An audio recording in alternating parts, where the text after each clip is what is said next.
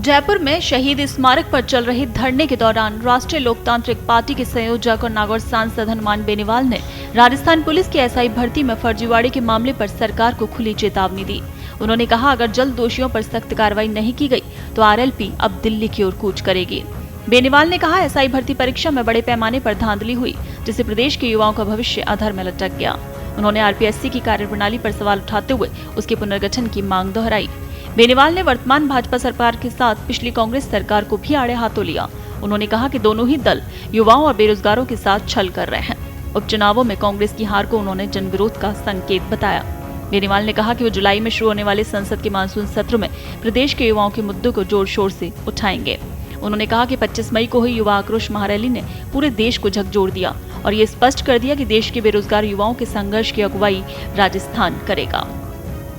माना जा रहा है कि ये मामला अब सिर्फ प्रदेश की सड़कों तक सीमित नहीं रहेगा, बल्कि केंद्र की राजनीति में भी हलचल मचाएगा। 40 दिन से ज्यादा का समय हो गया और आप शहीद स्मारक पर लगातार डटे हुए हो।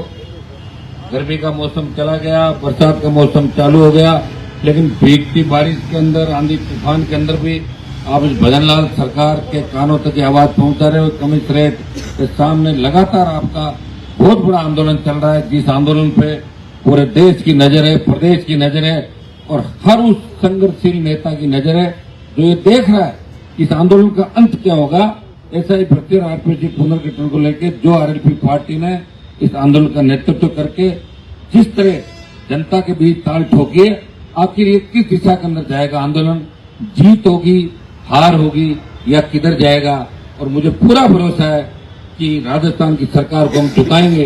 25 मई को जो आक्रोश राजस्थान के नौजवानों ने दिखाया, सिर्फ लॉ एंड ऑर्डर नहीं बिगड़े इसलिए हमने इस बात का ध्यान रखा।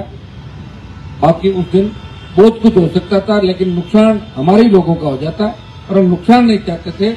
हम व्यवस्था को ठीक करते हुए आरपीएससी पुनर्गठन, एसआई भर्ती रद्द कराने की बात और इन मुद्दों को लेकर जिसको लेकर बीजेपी सत्ता के अंदर आई थी, दुर्भाग्य इस बात का है।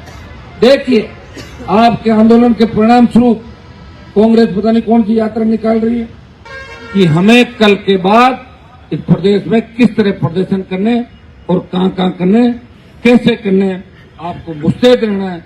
कोई यहाँ पे बैठ के करेगा, कोई और कहीं जाके व्यवस्था होगी तो वहां करेगा, कोई दिल्ली की ओर जाएगा और आवश्यकता प्रदेश आंदोलन को उठा के जंतर मंतर पे ले जाएंगे और अमित शाह और मोदी के घर का घेराव करेंगे। चाहे लाठी चले या गोली चले, इस बार हम रुकने वाले नहीं है।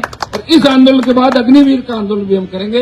इस नौजवान के इस आंदोलन का नेतृत्व भी राजस्थान करेगा, जिस तरह किसानों का आंदोलन का नेतृत्व पंजाब ने किया। ये राजस्थान का नौजवान इस बार देश के अंदर अपनी धाक जमाएगा और देश के दूसरे राज्य के भाइयों को ये जगाएगा कि हम भी लड़ने में कम नहीं है। हो सकता है कि इतिहास के अंदर लड़ाइयां हमारी कम होगी, लेकिन अब हम लड़के उन लड़ाइयों पर भी पर्दा डालेंगे और अब राजस्थान की जय जयकार हम कराएंगे। ये राजस्थान का नौजवान करेगा। बहुत बहुत आपको धन्यवाद। जय हिंद।